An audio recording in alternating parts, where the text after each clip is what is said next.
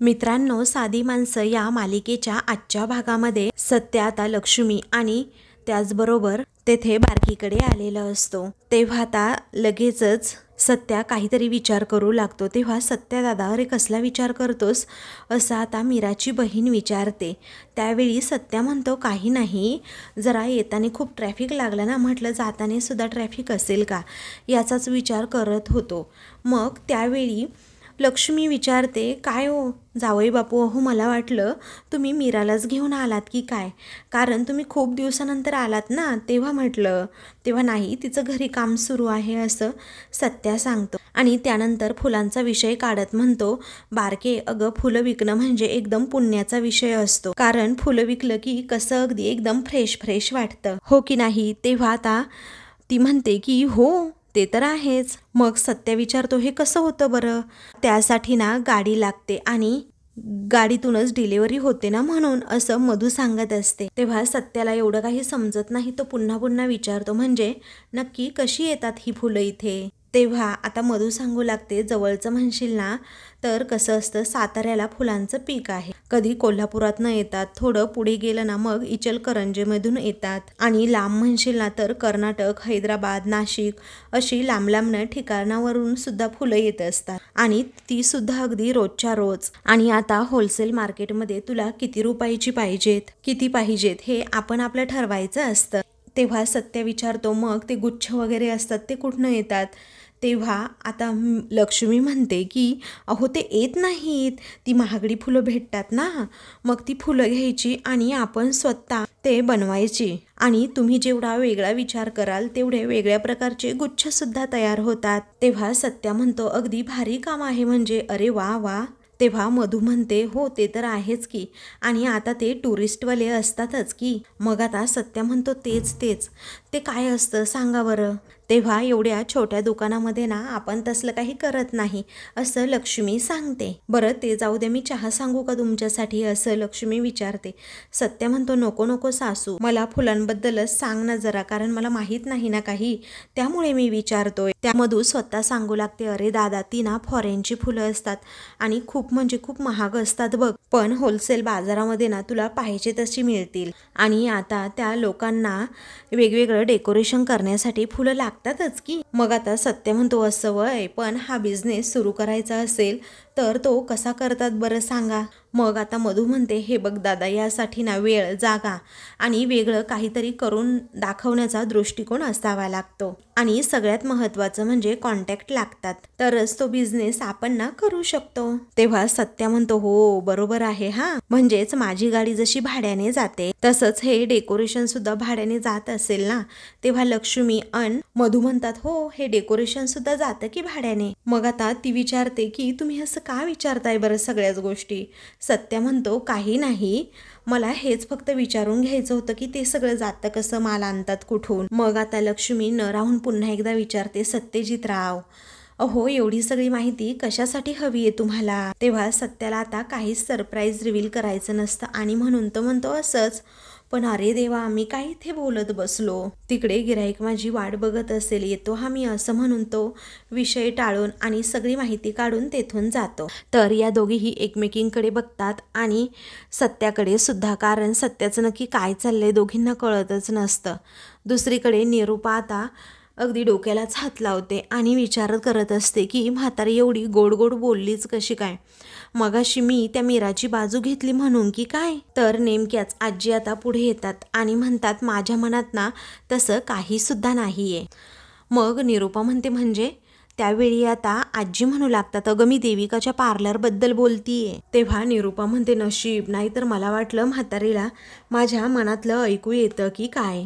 मग आता निरूपा विचार करत असताना आजी विचारते, काय ग, आणि मी तर असं ऐकलंय की तू त्या पार्लरमध्ये पार्टनर वगैरे आहेस म्हणून, आणि पार्लरला नाव सुद्धा अगदी तुझंच दिलंय। तेव्हा निरूपा म्हणते, हो, असं ती अगदी आनंदाने सांगते। त्यावरती आजी म्हणते, अरे वा, खूप भारी झालं हा काम। तेव्हा आता निरूपा म्हणते, देविका ना खरंच खूप हुशार आहे बघा सासूबाई, मी तिला पार्लर घेण्यासाठी मदत केली ना म्हणून तिने माझं नाव दिलंय, म्हणजे ते पार्लर माझ्यामुळेच झालं ना सासूबाई, असं काहीसं ती सांगत असते। तेव्हा आजी म्हणते, अगं मी तुला तेच विचारत होते, तिला मिळालेल्या नफ्यातून तुला काही हिस्सा देते की नाही?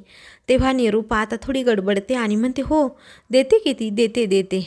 तेव्हा लगेचच आजी म्हणते आता देते की नाही ते तुझं तुला माहीत, परंतु ते पार्लर काळं की गोरं हे सुद्धा आपल्याला काही माहीत नाही आणि तुला ती नफा देते की नाही हे सुद्धा आपल्याला काही कळत नाही. पण मला सांगती देविका कशावरनं तुला फसवत नसेल, डोळ्यांनी जे धंद्यामध्ये दिसेल त्यावरच विश्वास ठेवावा लागतो ना. तेव्हा निरूपा म्हणते हो बरोबर आहे. आजी म्हणते ती देविका ना तिकडे अगदी घबाड कमवत असेल आणि तुझ्या हातावर चिंचुके ठेवत असेल तर मग काय करणार, असं म्हणून आजी देविका विरोधात चांगलीच आता निरूपाचे कान भरते. आणि मी तर म्हणते तू सुद्धा असं कधी कधी पार्लरला जायला हवं आणि मालकीन म्हणून कधीतरी असा मसाज बिसाज करून घ्यायला हवा. आणि मी काय म्हणते नाहीतरी आपलं बाप्पाचं विसर्जन हे संध्याकाळी आहे बरोबर, आणि तू सुद्धा जा आता पार्लरमध्ये जा आणि तोंडाला फासून घे काहीतरी त्या देविकाकडनं, म्हणजेच असं काहीतरी छान रंगरंगोटी काहीतरी करूनच ये. तेव्हा निरूपा हसते आणि म्हणते हो येते हा सासूबाई येते. मग आजीच्या बोलण्याला निरूपा बोलते आणि म्हणते मी आत्ताच जाते हा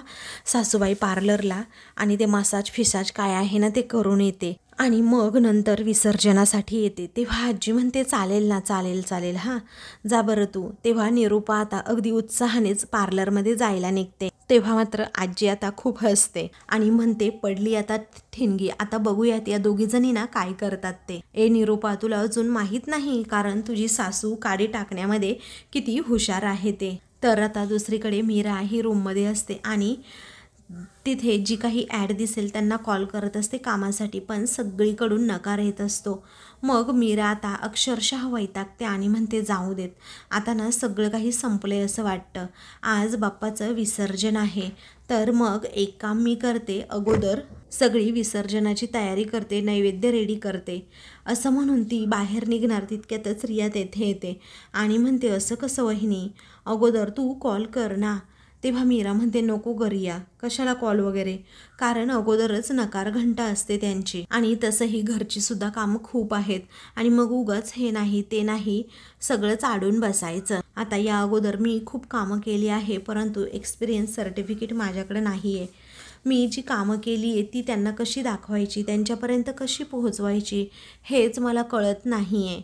मग आता रिया म्हणते मी सांगते तुला काहीतरी तू इथे बस. तेव्हा मीरा म्हणते नको घरामध्ये खूप कामं आहेत त्यामुळे नकोच आता काही. त्यावेळी रिया आता तिला जबरदस्तीने तिथे बेडवर बसवते आणि म्हणते तुला माहिती आहे का वहिनी हे सगळं कशामुळे होतंय. तेव्हा मीरा म्हणते नाही ना माहीत. मग रिया म्हणते मी सांगते वहिनी तुला. अगं मीरा वहिनी अगं तुला माहिती आहे का प्रॉब्लेम नक्की काय आहे. तू जेव्हा कोणाला तरी अप्रोच होतेस तेव्हा तुझ्या कामात तुझ्या बोलण्यात ना प्रोफेशनलपणा दिसतच नाही अगं. असं म्हणून मीराची दुबळी बाजू जरा तिला समजावू लागते. तेव्हा मीरा रियाचं बोलणं आता ऐकू लागते. इकडे देविका पार्लरमध्ये असते आणि एका मॅडमचं मसाज करत असते. तेव्हा ते करून झाल्यानंतर त्या मॅडम आता उठतात आणि देविकाला पैसे देतात. तेव्हा देविका ते पैसे घेते आणि आपल्या तेथे कप्प्यामध्ये ठेवते. तेव्हा त्या मॅडम पुन्हा एकदा देविकाला पैसे देतात अगदी टीप म्हणून. तेव्हा देविका घेण्यासाठी स्पष्टपणे नकार देत असते, परंतु आता त्या मॅडम खूप फोर्स करतात, नाईलाजाने देविकाला ते घ्यावं लागतं. मग ती थँक्यू मॅडम असं म्हणते. तर त्या मॅडम आता तेथून जातात खरं, पण देविकाची जी मैत्रीण असते ना प्रणाली ती म्हणते चल आता आपल्या दोघींची ही टीप असणार. तेव्हा देविका म्हणते हो बाई काही हरकत नाही. त्यानंतर निरूपा आता रिक्षा घेऊन डायरेक्ट पार्लर शेजारी चाललेली असते आणि रिक्षातून उतरून त्याला पैसे देत देविकाला कॉल करते आणि विचारते काय गं पार्लरमध्ये आहेस ना. तेव्हा देविका म्हणते हो आई मी पार्लरमध्येच आहे. का हो बोला ना काही काम होतं का. ही निरूपा म्हणते अगं माझं थोडं कामच होतं, मी आता इथे तुझ्या पार्लरच्या बाहेर आली आहे, येतेच आता आतमध्ये असं म्हणून ती फोन ठेवते. तेव्हा देविका खूपच घाबरते आणि आई आई असं म्हणते, पण निरूपाने ऑलरेडी फोनसुद्धा ठेवलेला असतो. तेव्हा देविका आता खूपच चिडते आणि म्हणते ही बाई ना नको तिथे तडमडत असते, काही गरज काय आहे हिला आता सध्या पार्लरमध्ये येण्याची, मला तर आता काही खरंच सुचत नाही आहे.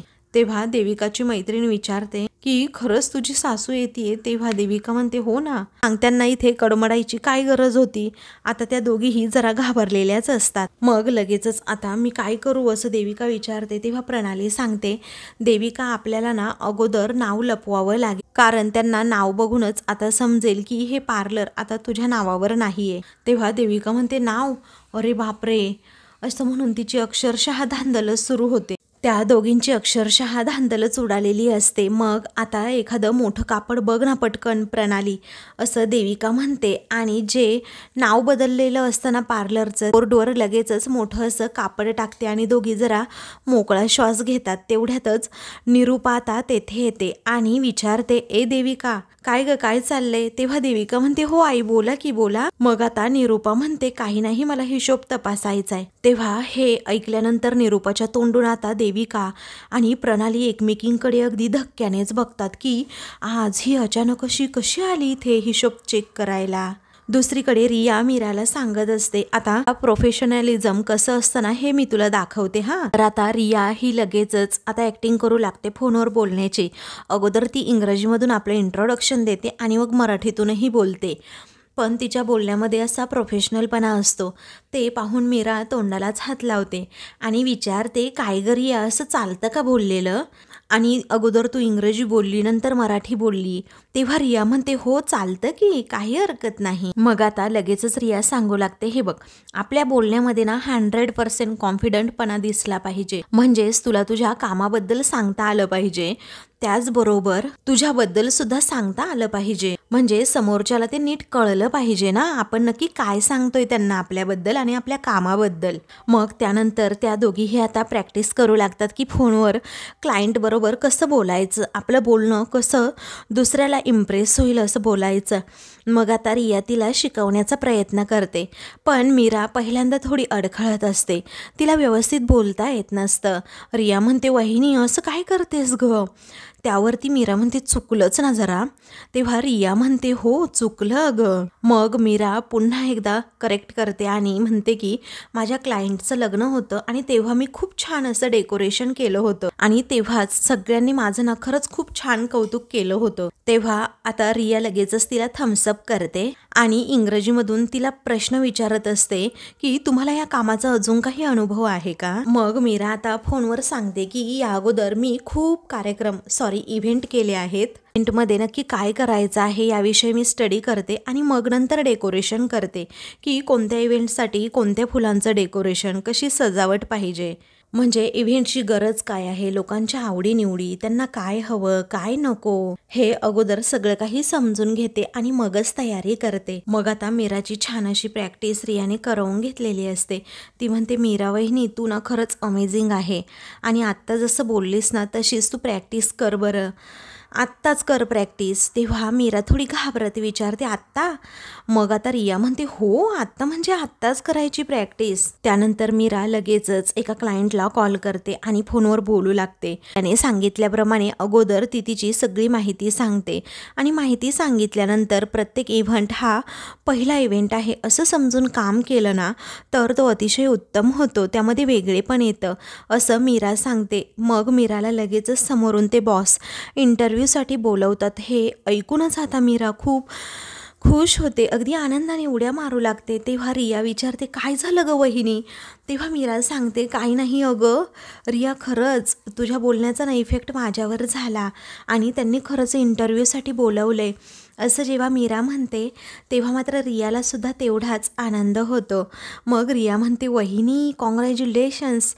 मग मीराच्या चेहऱ्यावरचा तो आनंद पाहून रियालाही अतिशय आनंद होतो. मग आता रिया म्हणते वहिनी मला ना तुला सॉरी बोलायचंय. अगं तुला सांगू त्या दिवशी तुला पैसे दिले ना त्यामागे खरंच माझं काहीही इंटेन्शन नव्हतं ग पर्सनली.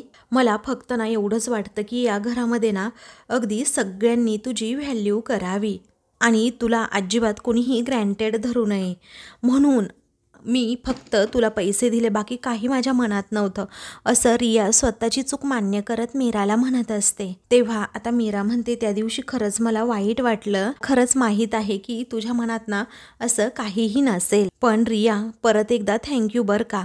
तेव्हा रिया म्हणते, थँक्यू काय, पुन्हा एकदा कॉंग्रॅच्युलेशन्स, तुला इंटरव्ह्यूला बोलवले ना, मग तयारीला लागा आता मॅडम आणि अगदी मस्त interview they, all the best. तेव्हा मीरासुद्धा आता तेवढीच खुश असते आणि इंटरव्ह्यूसाठी जायला तयार होणार असते. रिया आनंदाने कौतुकाने तिच्याकडे बघते आणि तिला मनातल्या मनात खूप गिल्टी फील होत असतं की उगीचच त्या दिवशी मीरा वहिनीचा अपमान झाला की काय, आणि तिलासुद्धा वाईट वाटलं, सत्यदादालासुद्धा. पण मला असं वाटलं की मीराच्या हक्काचं तिला मिळालं पाहिजे, म्हणून मी ते पैसे दिले, बाकी काही नाही. इकडे आता निरूपा म्हणते, मला हिशोबाची चोपडी बघायची आहे, कारण आपण दोघी पार्टनर आहोत ना म्हणून. तेव्हा देविका जरा घाबरते, तिला आता टेन्शन येतं. तेव्हा प्रणालीला ती इशारा करते. तेव्हा प्रणाली म्हणते, मावशी अहो मन ते चालू आहे ना, त्यामुळे हिशोबाची चोपडी कशी, आपण लगेचच तिकडे CA कडे देतो ना.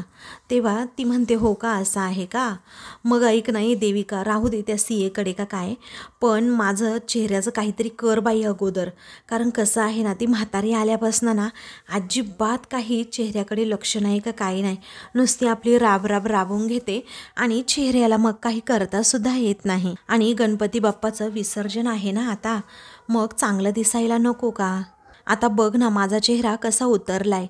तेव्हा देविका म्हणते, हो आई करते ना, चला हा आज चला मी करते व्यवस्थित. तेव्हा लगेचच निरूपा आतमध्ये जायला निघते, परंतु त्या नेमप्लेटवर आता तिला ते कापड दिसतं, त्यामुळे ती आता जरा थबकते आणि देविकाला विचारते, काय ग हे माझं नाव असं झाकून का ठेवलंय. तेव्हा देविका आणि प्रणाली खूपच घाबरतात. मग आता देविकाला काय सांगावं कळत नाही. तेव्हा ती म्हणते, कसं आहे ना आई, हो आपण पार्लरचं रिनोव्हेशन करणार आहोत आणि त्याच रिनोव्हेशन नंतर ना नावाची जी नेमप्लेट आहे ना ती अगदी मोठ्या अक्षरात करणार आहोत, म्हणूनच हे अक्षर झाकून ठेवले, निरूपाज ब्युटी पार्लर. तेव्हा आता निरूपाला खूप आनंद होतो. तेव्हा ती विचारते, असं आहे काय. तेव्हा निरूपा म्हणते, हो असंच आहे. निरूपा खूप म्हणजे खूपच खुश होते. त्यानंतर आता चला आतमध्ये चला, आपण अगोदर ते तोंडाचं काही करून घेऊ असं निरूपा म्हणते. तेव्हा देविका म्हणते की प्रणाली अगं ज्यूस पाठवा हा आईंसाठी काय, असं आता प्रणाली म्हणते. तर देविका आतमध्ये निरूपाला घेऊन जाते. इकडे आता मीराचं स्वप्न पूर्ण करण्यासाठी सत्याने आता जीवाची अगदी बाजीच लावलेली असते, कारण काहीही झालं तरी मीराला फुलांचं दुकान टाकून द्यायचं, तिचं स्वप्न पूर्ण करायचं हे सत्याने ठरवलेलं असतं आणि घरामध्ये तिला मानसन्मानसुद्धा मिळवून द्यायचा. त्याचवेळी लगेच तो लिस्ट करायला बसतो आणि पैशांची जुळवाजुळवसुद्धा करत असतो. तो म्हणतो, आता काहीही झालं ना तरीही मला अगोदर छोटासा फ्रीज घ्यायला हवा, कारण रोजची ताजी फुलं ठेवण्यासाठी ती टवटवीत राहण्यासाठी हवाच ना, आणि मोठं दुकान उभं करायचं म्हटल्यानंतर 2-2.5 लाख रुपये तरी लागणारच. मग आता तो म्हणतो, धूमकेतू येण्या अगोदर आपल्या गल्ल्यात किती पैसे जमा झालेत हे अगोदर मला बघायलाच हवं. मग आता त्याचं लक्ष सारखंच दरवाजाकडे असतं की कधी पण धूमकेतू येऊ शकते. त्यानंतर तो कपाटातून गल्ला काढतो आणि लगेचच आता पैसे मोजू लागतो. तेव्हा आता पैसे मोजत असताना त्याच्या लक्षात येतं की पैसे सुद्धा कमीच आहेत, म्हणजे अगदी 50,000 रुपयेच माझ्या गल्ल्यामध्ये साठले आहेत, म्हणजेच आपल्याला अजून 2 लाखांची तरी गरज आहे. पण काहीही झालं ना तरीही धूमकेतूचं स्वप्न मला पूर्ण करायचंच आहे आणि अगदी दसऱ्यापर्यंत तिच्या गळ्यामध्ये मला मंगळसूत्र सुद्धा घालायचंय. पण एवढ्याशा पैशामध्ये सगळं कसं करणार, हा खूप मोठा गंभीर प्रश्न त्याच्यासमोर उभा असतो. त्यानंतर आता मीराचा आवाज येतो की अहो काय करताय. सत्य आता घाबरतो की मीराने हे सगळं पाहिलं तर उगीच प्रश्न विचारत बसेल. मग तो म्हणतो, आली वाटतं. तेव्हा तो लगेच आता पैसे त्या गल्ल्यामध्ये टाकतो, आवरावर करतो, पटात आपले पैसे ठेवू लागतो. त्याचवेळी मीरा दार उघडून आतमध्ये येते आणि म्हणते, अहो असं म्हणून ती त्याच्याकडे बघत राहते आणि त्याला खूप प्रश्न करते. तर सत्य अजूनही घाबरलेला असतो, कारण मीराने जर आता काही प्रश्न विचारले की तुम्ही तुम्ही इथे काय करत होतात, तर तिला काय सांगायचं. आणि मला जर तिला सांगावं लागलं की तुला फुलांचं दुकान टाकून द्यायचं आहे, तर मग काय होणार. कारण तिला मला सरप्राईज द्यायचं आहे हे सगळं, आणि खूप कमी पैसे आहेत माझ्याकडे, पण पैसेसुद्धा आता जास्त साठले पाहिजेत, जास्त धंदा केला पाहिजे, दिवसरात्र जास्त कष्ट केले पाहिजेत, असं सत्याच्या मनात असतं. तर आता मित्रांनो, पुढील भागामध्ये मीरा ही बाप्पासमोर जाते. आज विसर्जन असतं, त्यामुळे ती बाप्पाकडे प्रार्थना करते, बाप्पा माझ्या नवऱ्याला प्रत्येक कामामध्ये यश दे, त्यांच्या धंद्यामध्ये यश दे, कारण ते खूप मेहनत करतात. मग आता दुसरीकडे सत्या एका माणसाला घेऊन चाललेला असतो आणि म्हणतो, हे बघा माझं 5-10 हजाराचं भाडं गेलं हा तुमच्यामुळे. तेव्हा तो माणूस म्हणतो, हो 5-10 हजाराचं भाडं जाऊ द्यावं, पण ज्याला जिथे पोहोचायचं आहे ना, तो त्या ठिकाणी योग्य वेळी पोहोचतोच, कारण शेवटी मार्ग दाखवणारा तोच असतो. 5-10 हजार काय घेऊन बसलात, लाखभर भेटतील, नका टेन्शन घेऊ, बाप्पा आहे तुमच्या पाठीशी. तर दुसरीकडे मीरा प्रार्थना करते की तुझा आशीर्वाद, तुझी कृपा कायमच यांच्या पाठीशी राहू देत. तर दुसरीकडे आता सत्याला तो माणूस प्रसाद देतो. मग इकडे मीरा अजूनही सत्यासाठी प्रार्थना करते. तर आता सत्याने जिथे गाडी थांबवलेली असते ना, त्याच ठिकाणी बोर्ड असतो की भव्य सायकल स्पर्धा इथे होणार आहेत गणपतीनिमित्त, आणि 2 लाख रुपयाचं बक्षीससुद्धा मिळणार आहे. मग आता सत्याच्या डोक्यात ट्यूब पेटते आणि तो म्हणतो, बाप्पाने तुझं फुलांचं दुकान उघडण्याचा मार्ग दाखवला, धूमकेतू गणपती बाप्पा मोरया, असं म्हणून त्या माणसाने दिलेला प्रसाद तो खातो. अशाच मालिकेंचे पुढील भाग पाहण्यासाठी चॅनलला सबस्क्राईब करा.